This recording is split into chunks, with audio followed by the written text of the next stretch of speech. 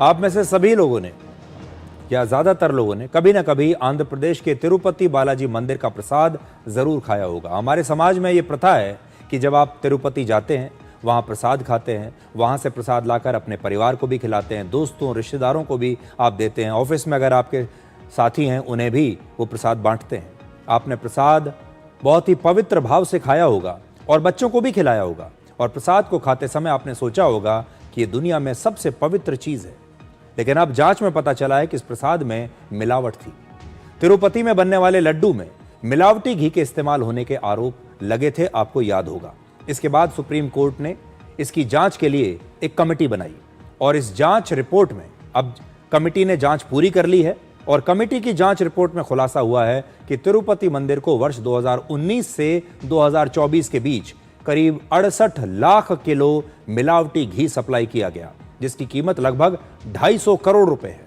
जिस कंपनी ने घी सप्लाई किया उसने कभी भी ना तो कोई दूध खरीदा ना ही मक्खन खरीदा, फिर भी यह कंपनी पिछले 5 साल से पामोलिन, पाम ऑयल और केमिकल से बना सिंथेटिक घी, देसी घी कहकर इस मंदिर को सप्लाई कर रही थी। सोचिए, जिस कंपनी ने कभी दूध ही नहीं खरीदा तो घी बनाया किससे?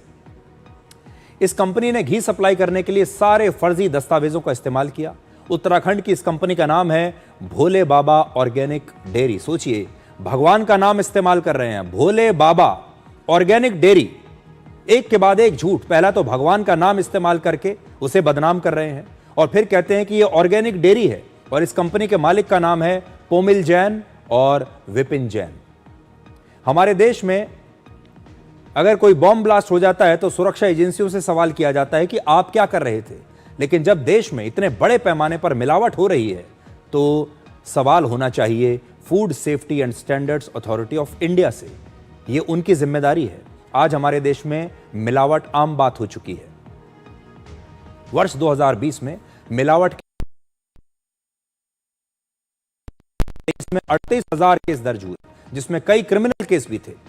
लेकिन हमारे देश में मिलावट के मामले इससे कई गुना ज्यादा हैं, क्योंकि मिलावट के जो लाखों मामले हैं वो कभी दर्ज ही नहीं हो पाते। हमारे देश में नकली दूध, नकली घी और नकली पनीर खुले में बिक रहा है। राजस्थान कोऑपरेटिव डेयरी फेडरेशन ने इस साल दूध की शुद्धता की जांच के लिए एक बड़ा अभियान चलाया। इस जांच में 97% दूध के सैंपल मिलावटी पाए गए।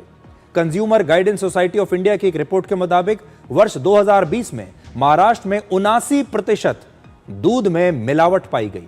इसी साल अप्रैल के महीने में नोएडा और ग्रेटर नोएडा के फूड डिपार्टमेंट ने बताया था कि उसने पनीर के 122 सैंपल्स की जांच की, जिसमें 83% पे मिलावट थी और 40% पनीर ऐसा था जिसे खाने से गंभीर बीमारियां हो सकती हैं।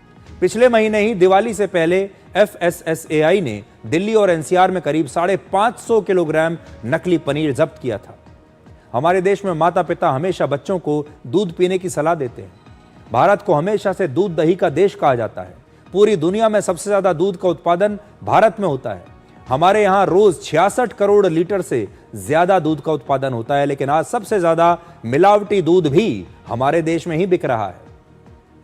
चीन में खाने पीने में मिलावट करना एक बहुत बड़ा अपराध माना जाता है। अगर मिलावट का मामला बेहद गंभीर नहीं है तो भी 5 साल तक की सजा होती है और जुर्माना लगता है। लेकिन अगर मिलावटी खाने या पीने से किसी की मौत हो जाए या सेहत को नुकसान हो जाए तो दोषी को उम्र कैद या फांसी की सजा भी चीन में होती है। देश के 146 करोड़ लोगों को सेहतमंद रखने के लिए जरूरी है कि अब हमारे देश में मिलावट के खिलाफ सख्त कार्रवाई की जाए। वो दिन कब आएगा? लेकिन सोचिए, हमारे देश में पैसा कमाने वाले बेईमान लोगों ने मंदिरों को भी नहीं छोड़ा, भगवान को भी नहीं छोड़ा।